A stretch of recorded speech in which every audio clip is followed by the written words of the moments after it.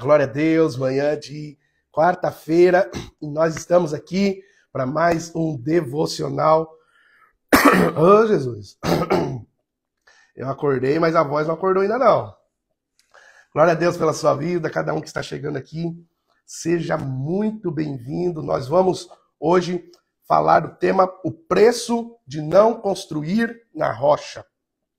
O preço de não construir na rocha.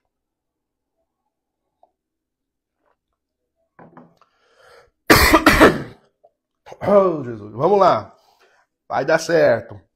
Eu quero ler um texto com você que está em Mateus, capítulo de número 7, o verso de número 26. E a palavra do Senhor diz assim: mas todo aquele que ouve essas minhas palavras e não as pratica é como um insensato que construiu a sua casa sobre areia. Caiu a chuva, transbordaram os rios, sopraram os ventos e deram contra aquela casa, e ela caiu, e foi grande a sua queda. Amém? Cada um que está chegando aí, seja muito bem-vindo. Glória a Deus pela vida de cada um de vocês. Bom dia, Paula, Josias está por aí. Bom dia, Érica. Vamos encaminhar essa live para as outras pessoas. Vamos lá, me ajuda compartilhando essa live. Clica aí nesse aviãozinho, encaminha aí para no mínimo umas 5 pessoas. Vamos acordar esse povo. Ah, pastor, o pessoal que eu envio não entra na live, eu não vou enviar mais não. Envia, queridos. Seja persistente. Vai lá, clica nesse aviãozinho, manda para as outras pessoas. Você que está me assistindo pelo canal do YouTube, seja muito bem-vindo. Aqui nós temos devocionais de segunda a sexta-feira, todas as manhãs. Se você ainda não é inscrito no meu canal, se inscreva, ative os sininhos das notificações para você ficar por dentro de todas as novidades. O tema de hoje, então, nós estamos na série, né? Durante toda essa semana, nós estamos trabalhando essa série Firmados na Rocha. E o tema de hoje é o preço de não construir sobre a rocha. Se nós muitas vezes pensamos que é custoso demais ter um alicerce, construir sobre a rocha, é porque você ainda não conhece o preço que é pago de não construir sobre a rocha. O texto que nós lemos foi o de Mateus capítulo 7, o verso de número 26 e 27. Eu vou ler novamente, o pessoal que está chegando aí. O texto diz assim: mas todo o que ouve essas minhas palavras e não as pratica é como um insensato que construiu a sua casa sobre areia. Caiu a chuva, transbordaram os rios, sopraram os ventos e deram contra aquela casa, e ela caiu, e foi grande a sua queda. Nós sabemos que essa metáfora, essa história que Jesus conta é finalizando o Sermão do Monte. E ele está comparando, né, o sensato do insensato. Ele diz que o sensato, ele constrói a sua casa sobre uma rocha. Mas o insensato, ele constrói a sua casa sobre areia. E era costume na época de seca, na Palestina, as pessoas construírem casas sobre um terreno areioso. Mas quando vinham tempos de chuva, quando transbordavam os rios, aquelas casas eram facilmente derrubadas. E Jesus então traz esse paralelo, dizendo: olha, aquele que é insensato constrói a casa, aquilo, o lugar de habitação, o lugar de permanência, em solo duvidoso.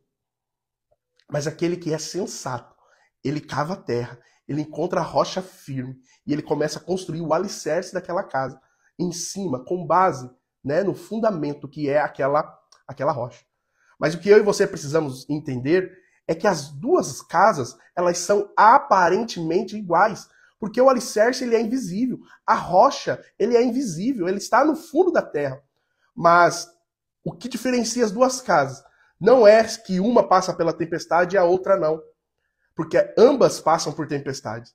Mesmo quando é construída sobre rocha, mesmo quando é construída sobre areia, ambas passam por momentos difíceis, por tempestades. Mas o que diferencia é aquela que permanece de pé, independente das circunstâncias adversas. Então é isso que nós iremos falar hoje, do preço que é não construir sobre a rocha. E a grande lição que Jesus vai nos ensinar, no início do texto ele já começa a dizer isso, que não basta ouvir, é preciso praticar. Jesus, no início do texto, ele já começa dizendo: aquele que ouve estas minhas palavras e não as pratica, é como o insensato. E ele dá o exemplo, que o insensato é aquele que construiu a casa sobre areia. Nós precisamos compreender uma coisa. Ouvir sem praticar é como construir uma vida inteira sobre algo frágil, ilusório e passageiro. Primeira coisa que você precisa guardar no seu coração, anota aí, vamos lá, vamos entrar para a parte prática. Construir sem fundamento é viver de aparência. Misericórdia, Jesus. Construir sem fundamento é viver de aparência. É viver uma vida aparente.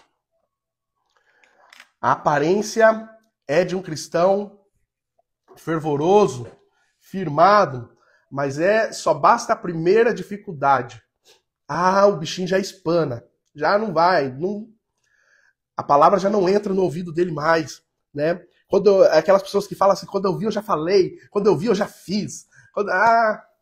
Não, queridos, misericórdia. Tiago, capítulo 1, verso 22, ele diz assim, sejam praticantes da palavra e não apenas ouvintes. E quem é apenas ouvintes, pastor? O que ele está fazendo? O texto continua dizendo, enganando-se a si mesmo. Quem ouve a palavra de Deus, mas não pratica, ele acha que está enganando a Deus, mas ele está enganando a si mesmo. Se você ouve o que deve ser feito, se você tem uma direção da palavra do Senhor, mas você não coloca em prática na sua vida, você não vive a palavra de Deus, eu sinto lhe dizer, você precisa se converter, você precisa nascer de novo. Nicodemos foi assim quando ele se encontrou com Jesus, conhecedor da palavra, conhecia as leis, era mestre. Mas Jesus vira para aquele homem e fala, é necessário que você nasça de novo. E ele não compreendia, tanto que ele não compreendia a respeito daquilo que Jesus estava falando, ele fala, como um homem velho pode voltar para o ventre de sua mãe? Jesus estava falando do batismo, né? Nascer de novo das águas, no Espírito. Se você não compreende essa verdade da palavra, você precisa rever, você precisa compreender aquilo que o Senhor está querendo falar aos nossos corações. Jesus está falando, aquele que ouve essas minhas palavras, mas não a pratica, eu comparo como um homem insensato, que construiu a sua casa sobre areia. Mateus capítulo 23, verso de número 27, é um pouco mais pesado. Mateus ele já vai dizer aqui, ó, ai de vós, escribas e fariseus hipócritas, pois sois semelhantes aos sepulcros caiados. O que é os sepulcros caiados? Ele vai explicar. Que por fora parecem bonitos, ornamentados. Você vai no cemitério, né, tem aquele túmulo de mármore, com flores, limpo, bonito. Por fora tem uma aparência externa bonita. Mas o texto continua dizendo, mas por dentro estão cheios de ossos, de mortos e de toda imundícia. Quando nós vivemos uma vida de aparência, nós queremos mostrar aquilo que nós não somos. As duas casas, eu sempre imaginei as duas casas nesse texto como uma casa na areia e uma casa sobre uma rocha, uma casa mais elevada, sobre uma montanha, né? Não, mas a rocha ela está abaixo da terra. Então, aparentemente, aquelas duas casas elas são semelhantes. Mas uma delas houve o trabalho de construir, de cavar o buraco, até encontrar a rocha, e depois construir um alicerce, algo que ninguém vai estar vendo. E aparentemente as duas casas estão na mesma planície, estão idênticas. Mas a outra casa ela é superficial. Ela está construída somente sobre a areia. E aparentemente as duas são iguais, mas uma está fundamentada. E a outra ela só tem aparência, não tem fundamento. Aparentemente é igual, mas uma não tem fundamento. Muitos, guarda isso, têm uma fé de fachada. Uma fé de fachada. Vestem roupa de crente, falam como crente, canta músicas de crente, frequenta ambientes de crente, né? Carrega a Bíblia do crente, mas por dentro ela é uma pessoa que ainda não é convertida. Dentro de casa, fora da igreja, aonde os lugares, os relacionamentos que ela tem, ela não transborda, ela não, sabe, não exala esse perfume de Cristo. ela muda o seu palavreado onde ela está, ela muda conforme o ambiente que ela está, ela é facilmente adaptável a qualquer tipo de ambiente. Ela se molda muito bem com o ambiente onde ela está. Aquele que tem fundamento, independente do ambiente onde ele está, ele permanece sendo o mesmo, independente do ambiente, das pessoas onde ela está. A outra diferença é o dia da tempestade. Porque tem pessoas que quando chega o dia da tempestade, elas esquecem do Deus no qual elas servem. Porque quando tudo está indo bem, glória a Deus, aleluia, obrigado Senhor, a geladeira está cheia, a viagem está programada, o dinheiro caiu na conta, sabe, o carro não deu defeito nenhum, o diagnóstico médico está impecável, está perfeito, o médico...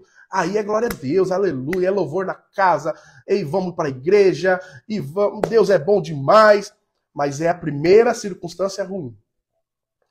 É o primeiro dia que o problema bate na porta. O diagnóstico médico não está tão assim, não está tão bom como antes. O carro deu um probleminha. No trabalho tem uma circunstância difícil acontecendo.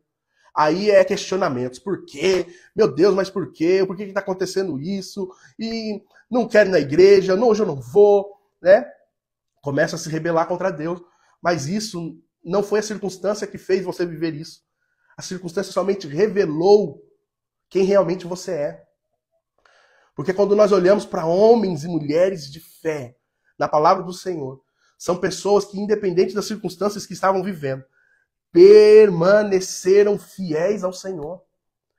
Qual circunstância muitas vezes o Senhor precisa permitir ou, sabe, algum dardo do inimigo alcançar a sua vida para que você possa abandonar a sua fé? Será que qualquer vento, qualquer brisa, qualquer, sabe, pingo d'água que cai na sua casa, você já balança? Você já é enfraquejado na fé? Nós precisamos compreender, querido, que quando nós firmamos nessa rocha, nesse fundamento, nessa rocha inabalável, pode acontecer o que for. Não é que quem está na rocha nega as situações, nega os problemas. Não, ele compreende, sabe qual é o problema, mas ele entende que maior é o seu Deus do que os seus problemas. Uma vida de aparência pode até enganar as pessoas, pode enganar os homens, mas nunca se sustenta no dia das tempestades. Existem aquelas pessoas que nós olhamos e nós costumamos dizer assim, do nada.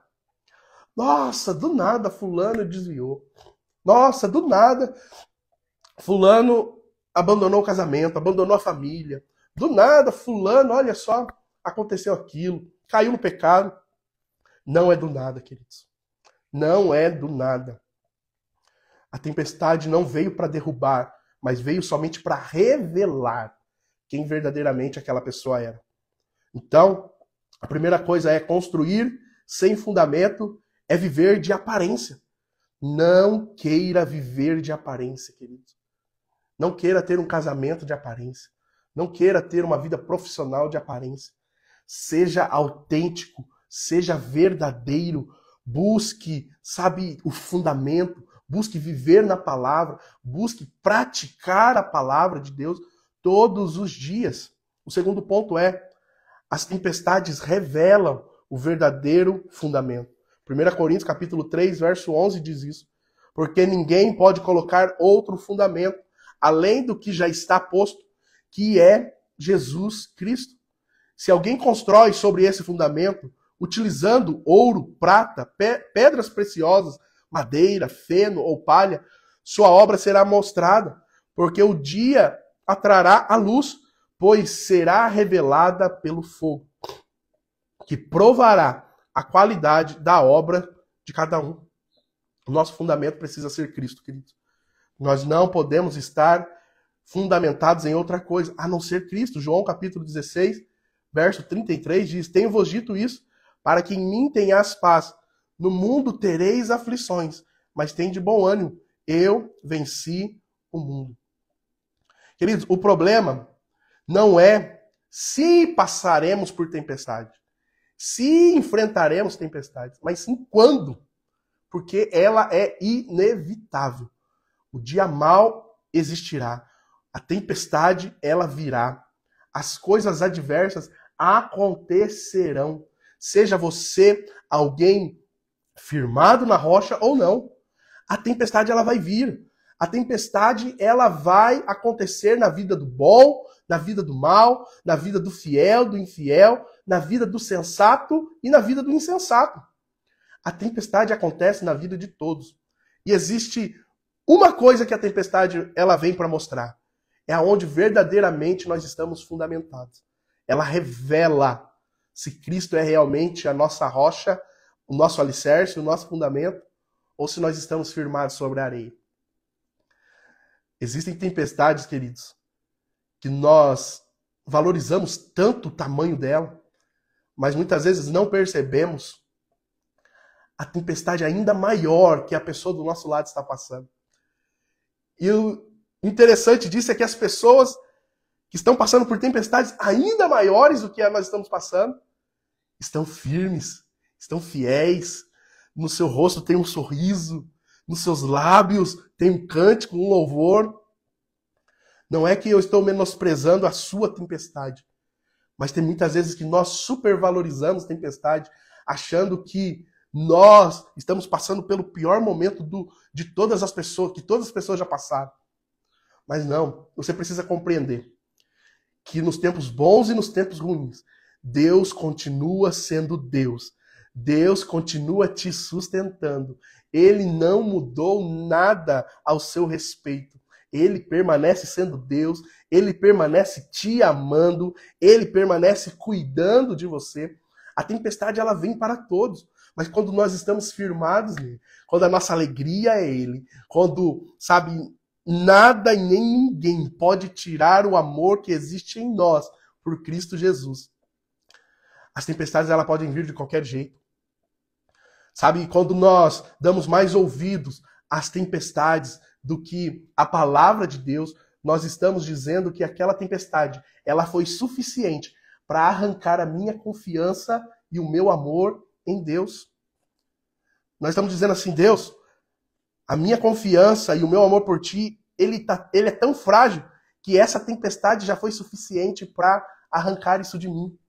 E isso é tão, sabe, tão sério, queridos, porque nós dizemos que amamos tanto ao Senhor, nós dizemos que confiamos no Senhor, mas muitas vezes qualquer probleminha já foi o suficiente para nós, de alguma forma, mudarmos a nossa opinião. Nós permanecemos inabaláveis, porque é Cristo que nos sustenta. Amém. Paulo está dizendo, né? Muito bom isso. Deus é o mesmo ontem, hoje e eternamente. Ele não muda. Ele não mudou, ele não mudará. A crise não cria fundamento. Ela revela sobre o que estamos firmados. A crise, ela não vem para te dar um novo alicerce, mas ela vem para revelar. Quem está na areia cai no primeiro vento forte, mas quem está na rocha permanece. Eu quero declarar sobre a sua vida no nome de Jesus, que independente das circunstâncias que você está passando, você permanecerá firme, você permanecerá de pé, porque a sua rocha é Cristo. Bom dia, dona Edith. A sua rocha é Cristo. Não importa a tempestade que você está passando, seja no seu casamento, seja na sua saúde, seja na sua vida profissional, seja na sua vida financeira, eu quero declarar no nome de Jesus, nenhuma tempestade será suficiente para te derrubar, porque você está ligado em Cristo. A sua rocha é Cristo. É Ele que te permanece de pé. Ah, pastor, mas as enfermidades elas estão batendo a porta. Ah, pastor, mas a dificuldade financeira está batendo a porta. Queridos, no nome de Jesus, fiel é aquele que prometeu e Ele há de cumprir. Nós devemos estar agarrados nas promessas do Senhor, com os nossos olhos na promessa. Nós não devemos tirar os nossos olhos de Jesus. Tempestade nenhuma irá nos afundar, porque Cristo é aquele que chama a cada um de nós a ter com Ele sobre as águas. Pedro, quando os discípulos estavam no barco, né, naquela forte tempestade, Jesus foi até eles andando sobre as águas. E eles gritaram, achando que era um fantasma. Mas Pedro, ele disse, Senhor, se és tu, manda ir ter contigo andando sobre as águas. E Jesus responde para Pedro, venha. Pedro, ele sai do barco e a palavra vai dizer que ele começa a caminhar sobre as águas. Mas teve um momento, o que aconteceu? Pedro tirou os olhos de Jesus e começou a reparar no vento forte, nas ondas grandes e na tempestade. Instantaneamente ele começou a afundar. E ele grita, Senhor, socorre-me, Jesus. Puxa ele. E eles voltam andando para o barco. O que eu quero dizer a respeito desse texto? Os problemas nas nossas vidas não são a tempestade, não são os ventos fortes, não são as ondas que vêm me submergir, mas o grande problema na nossa vida é quando nós tiramos os nossos olhos de Jesus, quando nós paramos de olhar para Cristo e começamos a reparar nos ventos fortes. Nós só começamos a afundar, não porque a tempestade é forte, não porque o vento é forte, não porque as ondas são grandes. Pedro só começou a afundar porque ele deixou de olhar para aquele que o chamou. Deixou de olhar para Jesus. As tempestades, elas vêm, elas são fortes, as ondas são grandes, as águas tentam nos afundar, mas o maior problema não é esse. O problema é quando tudo isso acontecer, você tirar os seus olhos de Jesus. A palavra que o Senhor tem para nós essa manhã é, independente das tempestades, independente do vento forte, não tire os seus olhos de Jesus. Permaneça com seus olhos nele, permaneça olhando para ele. E o terceiro e último ponto é, decisões apressadas geram quedas inevitáveis. O que eu quero dizer para você? Que nós estamos numa geração imediatista. Uma geração que quer tudo para ontem. Uma geração do delivery, do iFood. Uma geração do micro-ondas, que você, em alguns minutos, tem o resultado que você queria ter. Mas o grande problema, queridos, é que na caminhada com Cristo, nós precisamos viver e passar por processos. Aquele que construiu a sua casa sobre areia, ele quer ter resultados imediatos. Ele quer pular etapas, ele quer pular processos. E isso é um alto preço a ser pago por querer viver uma aparência daquilo que verdadeiramente não somos. Provérbios capítulo 14, verso 12 diz, há caminhos que para o homem parece certo, parece correto, mas o final conduz à morte. Lucas capítulo 14, verso 28 vai dizer, qual de vós, querendo edificar uma torre, não se assenta primeiro e calcula os gastos para ver se tem como acabar? Nós precisamos compreender isso. Nós não podemos pular etapas, nós não podemos pular processo. O Espírito Santo, ele quer trabalhar e fazer uma obra por completo nas nossas vidas. Mas quando nós queremos viver uma fé imediata, nós pensamos que, assim como é nos dias de hoje, que a tecnologia vem para nós ganharmos tempo, nós pensamos que, da mesma forma, nós podemos ser na nossa caminhada com Cristo. Aonde nós oramos e no outro dia recebemos, aonde nós pedimos e no outro dia o Senhor nos atende, aonde nós começamos a caminhar e nós já pensamos que temos a maturidade de alguém experiente. Não, compreenda isso. Na caminhada da fé existe um processo, existem etapas a serem cumpridas, vividas, vivenciadas, maturidades que nós precisamos adquirir com o passar do tempo. E tudo isso é aquilo que vai, no dia da tempestade, nos manter de pé, firmados sobre a rocha. Existem muitos cristãos que acreditam ter uma maturidade que ainda não têm e querem viver experiências que ainda não está apto a viver. Existem pessoas que a tempestade não vem para derrubar, mas sim para revelar o nível de maturidade que você está vivendo. Construir na areia é sinônimo de pressa, superficialidade, imediatismo. E nós precisamos arrancar isso do nosso coração. É aquele filho mimado que quer tudo para ontem. O Senhor, ele trabalha em nossas vidas com o passar do tempo, com o teste do tempo, na provação do tempo. Existem tempo certo para todas as coisas. Talvez a sua tempestade, a sua maior tempestade, seja o deserto que você está passando. Seja um período sem respostas de Deus que você está passando. E o Senhor nos chama a esperar e a confiar nele. O povo do Egito não precisou de 40 anos para chegar na Terra Prometida, mas precisou de 40 anos para ser um povo apto a viver na Terra Prometida. Deus não precisava de 100 anos para construir uma arca, mas precisou de 100 anos para construir o Noé. Sabe? Aquele que iria dar um reinício em toda a humanidade. O problema não é o tempo que Deus precisa, sabe, para preparar a nossa promessa. Tem pessoas que dizem assim, Deus não demora, ele está caprichando. Deus não precisa de tempo. Sabe, a perfeição da criação de Deus não é medida pelo tempo que ele demorou para fazer. Deus ele pode fazer com uma palavra.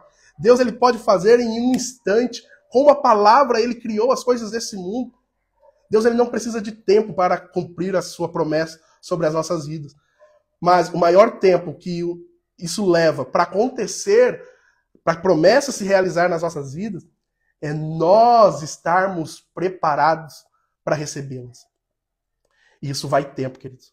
Nós precisamos de maturidade, nós precisamos crescer espiritualmente, nós precisamos estar aptos para viver aquilo que o Senhor tem preparado para cada um de nós. Então o terceiro ponto é esse: decisões apressadas geram quedas inevitáveis. Eu lembro de um jovem que ele começou a caminhar na fé e ele começou todo fervoroso. E ele já queria pregar. Amém, glória a Deus por isso. Sabe, essa sensação de que eu tenho que, sabe, falar para as pessoas aquilo que eu estou vivendo. E o Senhor usa aqui os novos convertidos, os novos na fé. Mas o problema é o jovem novo convertido achar que já tem a maturidade de alguém que há anos está caminhando com Cristo. Eu lembro que em uma das falas desse jovem, ele falou algo aqui que eu não vou repetir aqui, mas ele falou algo assim contra o inimigo, falando assim, mas eu quero que o inimigo, né? E soltou um palavrão assim, eu falei, meu Deus. E aquele jovem, ele não estava tão firmado assim, ele estava bem no início, ele ainda tinha muitas coisas para abandonar, ele tinha ainda, sabe, muitas brechas. E até que chegou um ponto que, uma vez eu ouvi a notícia desse jovem, que ele estava tentando se matar. Estava tentando tirar a própria vida. E eu começo a compreender, olhando para tudo aquilo que ele passou, de que ele estava dando passos avançados demais pelo nível de espiritualidade que ele ainda estava vivendo. Ele ainda tinha muitos vícios, mas a sensação dele é que ele já tinha sido tocado, ele já tinha sido alcançado. Não, então agora eu já vou fazer o que tem que ser feito, e eu quero sair, pregar, eu quero...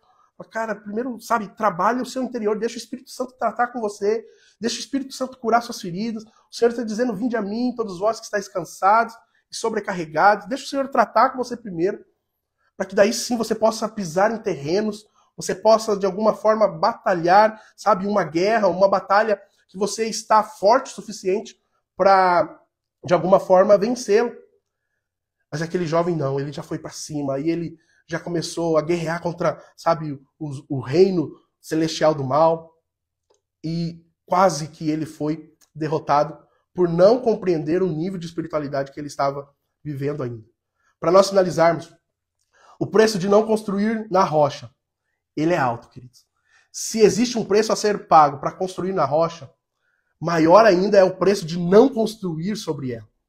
Queda, destruição, ruína espiritual. Mas a boa notícia é que sempre há tempo de nós começarmos a reconstruir.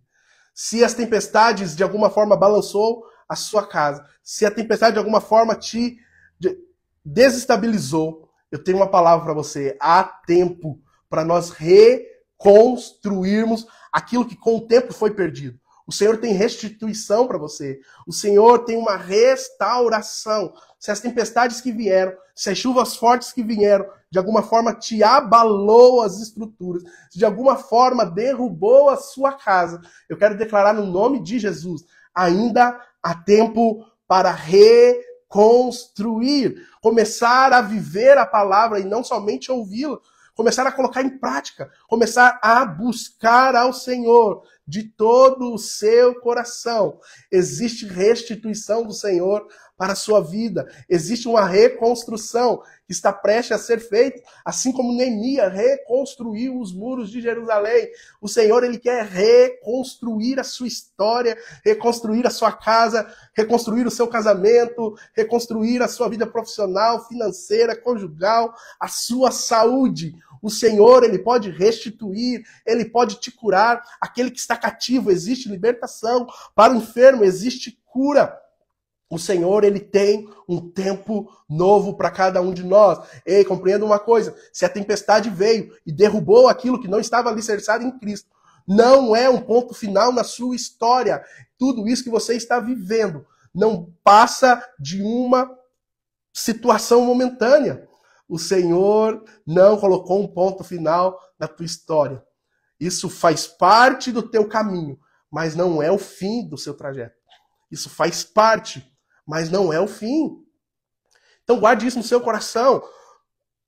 Aquilo que você está vivendo, tudo isso que você passou, se de alguma forma abalou você, o Senhor, Ele está nos chamando essa manhã a reconstruir. Não permita, queridos, que isso seja o fim da tua história. Se levante, erga a sua cabeça. Maior é o que está em você do que aquilo que está nesse mundo. Sabe, o maior problema não é cair, mas é continuar prostrado. O verdadeiro derrotado não é aquele que perdeu, mas sim aquele que desistiu.